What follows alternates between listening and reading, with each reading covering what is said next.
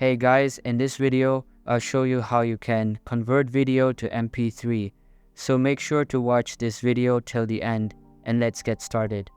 First of all, open any type of preferred browser on your PC or laptop and search for Convert Video to Audio.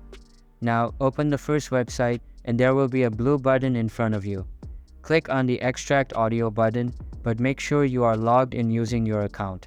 If you aren't, then it will prompt you to do so. After logging in, select the file you want to extract the audio of and upload it. Once the file is uploaded successfully, some options will be made available. Select the MP3 option and your audio will be downloaded automatically.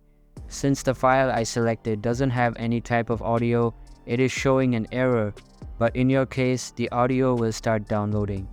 And that's how you can convert video to MP3. Hope you like the video. Thanks.